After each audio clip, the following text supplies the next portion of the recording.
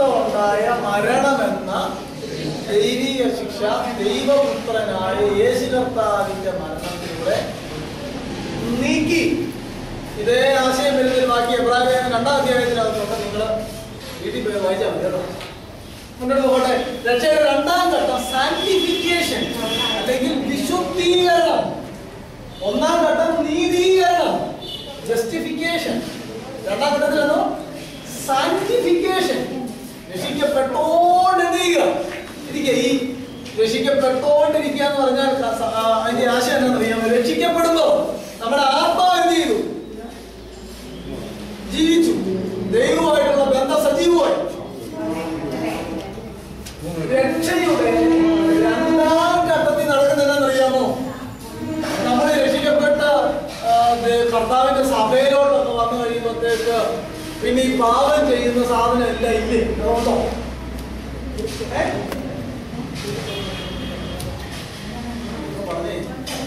ഉണ്ടോ? അതോ നമ്മൾ അതിനെല്ലാം മുറിച്ച് കളഞ്ഞാണോ? അല്ല, ഇതെല്ലാം അവിടെ ഉണ്ട്. പൂർവാധിക ശക്തിയോടെ നമ്മുടെ അത് തന്നെ ഉണ്ട്. ഈ രക്ഷയുടെ 2-ാം ഘട്ടത്തിൽ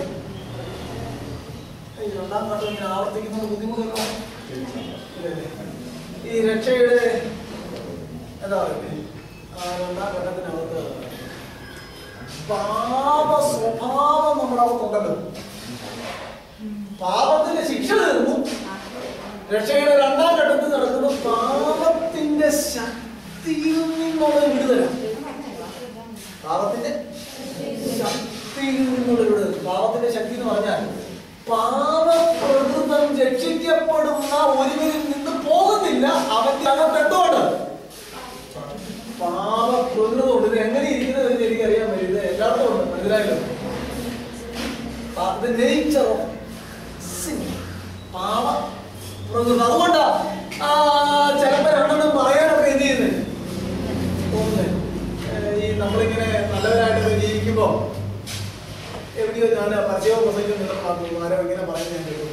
നീയൊക്കെ എന്നാ ഒരു ജീവിതമാണ്, നീയൊക്കെ എന്നാ ഒന്ന് കുടിക്കാൻ പറ്റുമോ, ഒന്ന് വലിക്കാൻ പറ്റുമോ, രണ്ടെണ്ണം കൊടുക്കണോ തോന്നിയാൽ പറ്റുമോ? എന്നാ ഒരു ജീവിതം, ജീവിതം. മറിച്ച് നമുക്കിങ്ങനെ അറിയാം, അല്ല നിന്റെ എന്തോ ഒരു ജീവിതം അടിച്ച് കറങ്ങി ഓടിലും കിടന്ന് വലിച്ചു കുടിച്ച് ഷാപ്പിലും കുടിക്കും കിടന്ന് അല്ലേ, നിർത്തിക്കൂടെ? മനുഷ്യനായി ജീവിക്കൂടെ? മറുപടി വീഡിയോ ആ ടോണിൽ എന്ത് ചെയ്തോണം? സ്നേഹത്തോടെ എന്റെ പൊന്ന് നിർത്തിക്കൂടെ? മുന്നോട്ട് പോകട്ടെ. പാപത്തിന്റെ പ്രകൃതം നമ്മുടെ അകത്തിലുള്ളിടത്തോളം കാലം ഇതൊക്കെ ചെയ്യാനുള്ള ഒരാഗ്രഹം ഉണ്ടോ? നമ്മുടെ അകത്ത് ഈ ആഗ്രഹം എന്ന് പറഞ്ഞാൽ ശരീരത്തിന് ആഗ്രഹമൊന്നുമില്ല, ആവശ്യം മാത്രമേ. ഈ ആഗ്രഹം എവിടുന്ന? ഈ പ്രകൃതത്തിൽ നിന്നല്ലേ. ഈ ചില പിള്ളേർക്കുണ്ടല്ലോ, ചില കടയുടെ മുന്നിലാകുമ്പോ ദാഹിക്കും. അത് പച്ചവെള്ളദാഹമല്ല, പിന്നെന്തോ കൊക്കോളാണ് അല്ലേ? അതവന്റെ അകത്തും നൽകിയത് കാര്യം. ആ കുഞ്ഞു വക്കിന്റെ അകത്തോട്ട് ഈ മറ്റേ സാധനം ഭയങ്കര ആക്റ്റീവാ. രക്ഷിക്കപ്പെട്ട് വരുമ്പോ ആത്മാവ് സജീവമായി ദൈവമായിട്ട് ബന്ധം സ്ഥാപിക്കുന്നെങ്കിലും രക്ഷയുടെ 2-ാം ഘട്ടം എന്ന് പറയുന്നത് നമ്മുടെ ദേഹിയുടെ രൂപാന്തരം. നമ്മുടെ ദേഹിയുടെ രക്ഷിക്കപ്പെട്ട് ഇങ്ങോട്ട് വരുമ്പോഴും ഞാനും നീ എന്നൊക്കെ പറഞ്ഞ് എന്ത് ചെയ്യുന്നത് ഇങ്ങോട്ട് വരുന്നത്. പക്ഷേ ഓരോ ദിവസം കർത്താവിനോട് അടുക്കും തോറും ഉണ്ടല്ലോ നമ്മുടെ ആ ദേഹി, ഞാൻ, നീ, നമ്മുടെ ഇച്ഛ, വികാരം, മനസാക്ഷി ഇത്യാദി സംഗതികളെല്ലാം കൂടെ നമ്മൾ ഒരുമിച്ച് വയ്ക്കുന്ന ആ ദേഹി ഉണ്ടല്ലോ, ആ ദേഹിക്ക് രൂപാന്തരം വരണം. അതാണ് രക്ഷയുടെ 2-ാം. രക്ഷിക്കപ്പെട്ടോണ്ടിരിക്കാൻ ഒറ്റ വാക്കി തീർക്കാം. പെട്ടോണ്ടിരിക്കുന്ന പാടാണല്ലേ, ഭയങ്കരമാണ് അല്ലേ? ചിലർക്കൊന്ന് നോക്കണമെന്ന് ആഗ്രഹമുള്ളവരായിരിക്കും അതൊന്നും കത്താ പറയുന്നത്. പിന്നെ മസില് പിടിക്കുമല്ലേ? ശിക്ഷയിൽ നിന്ന് വിടുതൽ പ്രാപിക്കാൻ 1 മിനിറ്റ് മതി. പാപത്തിന്റെ ശക്തിയിൽ നിന്ന് വിടുതൽ പ്രാപിക്കണമെങ്കിൽ ഭൂമിയിൽ ദൈവം തന്ന ആയുസ് മുഴുവൻ എന്റെ കൂടെ ഉണ്ടോ?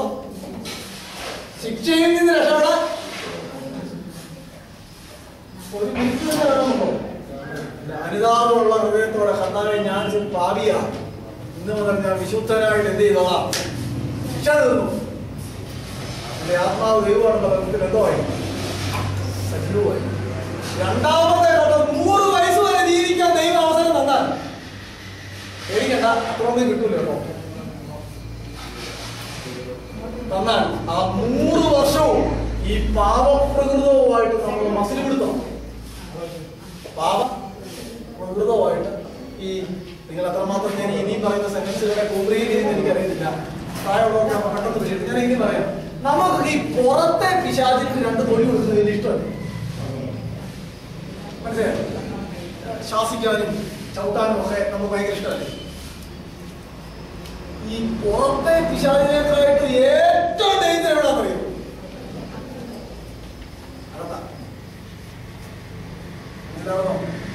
അതുകൊണ്ട് സഹോദരങ്ങളിൽ ഏറ്റവും വലിയ പോരാട്ടം നമുക്കുള്ളത് ഏതിനോടാന്ന് അറിയാമോ?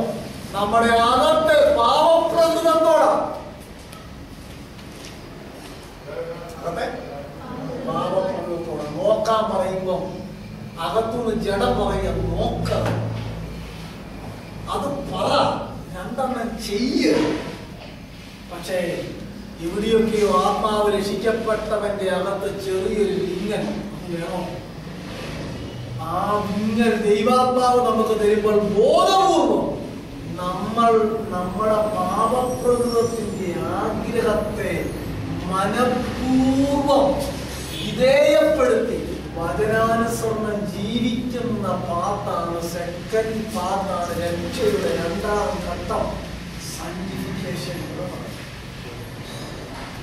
സാങ്ക്ടിഫിക്കേഷൻ രക്ഷിക്കപ്പെട്ടെന്നുള്ളത് ശരിയാ, രക്ഷയിൽ തുടരുന്നുണ്ടോ?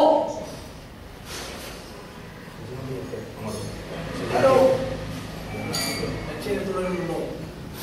ഇത് ഈ 4 കവലയിൽ ആരാണ്ട് വിളിക്കുന്ന പോലെ ഒന്നും ഏറ്റെടുക്കരുത്. കാര്യം ഗൗരവമുള്ള, സീരിയസ്. പരമാർത്ഥമായിട്ടൊരു ചോദ്യം ഞാൻ നിങ്ങളോട് ചോദിക്കട്ടെ. നമ്മളെല്ലാരും ഒരു ദിവസം രക്ഷിക്കപ്പെട്ടല്ലോ, കുറച്ചുപേരൊക്കെ ഇതിനകത്തിരിക്കുന്നു. സ്വന്തം കർത്താവ് രക്ഷയിലോട്ട് എന്ത് ചെയ്തു? ആ രക്ഷിക്കപ്പെട്ട അന്ന് മുതൽ ഇന്ന് വരെ ഞാൻ യേശു കർത്താവിനോട് കൂടുതൽ അടുത്തോ അതോ ഞാൻ അകന്നോ?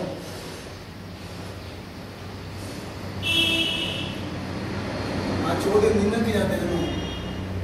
രക്ഷയോട് അടുത്തോ അല്ലെങ്കിൽ തേജസ്കരണത്തോട് അടുത്തോ? ആ വാക്കുകളൊക്കെ പറഞ്ഞ് നിങ്ങൾക്ക് അല്പം കോംപ്രിഹെൻഡ് ചെയ്യാൻ ബുദ്ധിമുട്ടാണെന്ന് എനിക്കറിയാം. ഞാൻ ഇങ്ങനെ പറയാം, യേശുവിന്റെ വരവിനോട് നമ്മൾ അടുത്തോ ആത്മീയമായി, അതോ ഞാൻ രക്ഷിക്കപ്പെട്ട സമയത്തേക്കാൾ അകന്നോ? ആ ചോദ്യം ഏത് കാര്യങ്ങൾ ചെയ്യാൻ നമ്മുടെ അകത്ത പ്രേരണ ഉണ്ടായാലും സഹോദരങ്ങളെ, പാപപ്രകൃതം നമ്മുടെ അകത്തുണ്ട് എന്നുള്ളതിന്റെ തെളിവാണ്. പക്ഷേ പരിശുദ്ധാത്മാവിനാൽ ബോധപൂർവം നമ്മൾ അതിനെ അടിമയാക്കണം. നമ്മുടെ പ്രാർത്ഥന എങ്ങനെ ആയിരിക്കണം അറിയാമോ? ദൈവമേ, ഈ വക്രതയുള്ള തലമുറയുടെ നടുവിൽ അനന്യരും പരമാർത്ഥികളും ദൈവത്തിന്റെ നിഷ്കളങ്ക മക്കളുമായി ജീവിപ്പാൻ കൃപ നൽകണം. ആ കൃപയ്ക്ക് വേണ്ടി വേണം പ്രാർത്ഥിക്കാൻ. പരിശുദ്ധാത്മാവിനെ നമുക്ക് നൽകിയേക്കുന്നതിന്റെ പരമപ്രധാനമായ കാര്യം യേശുവിനെ കുറിച്ച് സാക്ഷിക്കുക എന്നുള്ളതാണ്. അതിനുശേഷം ഏറ്റവും വലിയ കാര്യം വിശുദ്ധ ജീവിതം നയിക്കുക എന്നുള്ളതാണ്. എന്തോ?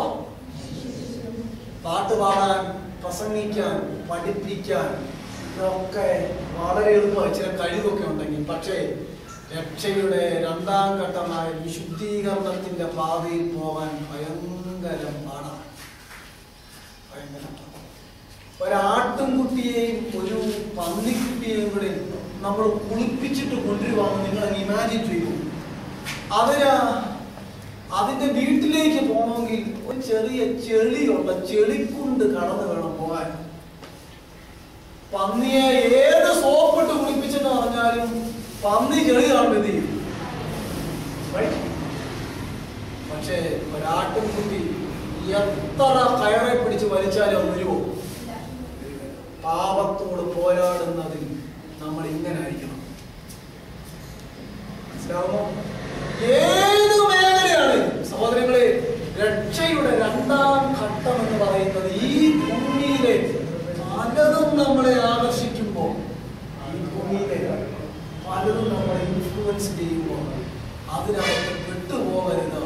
എന്റെ ജഡത്തിന്റെ ആഗ്രഹത്തെ മനഃപൂർവ്വം പരിധിക്കകത്ത് കൊണ്ടുവരണം. അങ്ങനെ ആ പാപത്തിന്റെ ശക്തിയിൽ നിന്നുള്ള വിടുതൽ, ശിക്ഷയിൽ നിന്നുള്ള വിടുതലിനുള്ളത് യേശു ചെയ്തു. ശക്തിയിൽ നിന്നുള്ള വിടുതലിന് തന്റെ ആത്മാവിനെ നമുക്ക് നൽകിയിട്ടുണ്ട്. അത് പാട്ടുപാടുമ്പോൾ മാത്രം പോരാ. അതിലും പരമപ്രധാനമായ കാര്യം, എന്റെ ജീവിതം വിശുദ്ധമായിരിക്കണം. നിങ്ങളുടെ ശരീരങ്ങളെ കൊണ്ട് ദൈവത്തെ മഹത്വപ്പെടുത്തുന്ന ഒരു വാക്യമില്ലേ? ശരീരങ്ങളെ കൊണ്ട്, അത് കയ്യടിക്കുന്നതല്ല. ശരീരം കൊണ്ട് ദൈവത്തെ മഹത്വപ്പെടുത്തുക എന്ന് പറഞ്ഞാൽ എന്താണെന്നറിയാമോ? എന്റെ ഓൾ ബോഡിയെ വിശുദ്ധമായി സൂക്ഷിക്കുന്നതിലൂടെ ഞാൻ ദൈവത്തിന് എന്ത് ചെയ്യുക? മഹത്വപ്പെടുത്തുക. അങ്ങനെയെങ്കിൽ പരമാർത്ഥതയോടെ നമുക്കൊന്ന് ചിന്തിക്കാം, കർത്താവേ, ഞാന് എന്റെ ശരീരം കൊണ്ട് ദൈവത്തെ സ്തുതിക്കുന്നുണ്ടോ? രക്ഷയുടെ സെക്കൻഡ് ആ അവസ്ഥയിൽ ഞാനാണോ? അതോ എന്നോ രക്ഷിക്കപ്പെട്ടു അതുകൊണ്ട് ഞാനിങ്ങനെ അങ്ങ് പോവാണോ? ഇന്ന് പകൽ ദൈവാത്മാവ് നമ്മളോട് ബോധം വരുത്തുമ്പോൾ നമ്മൾ ചിന്തിച്ചോണം കേട്ടോ. ബൈബിളിൽ ഇതിന്റെ വാക്യമുണ്ട്, മുള്ളിന് നേരെ ഉദയ്ക്കുന്നത്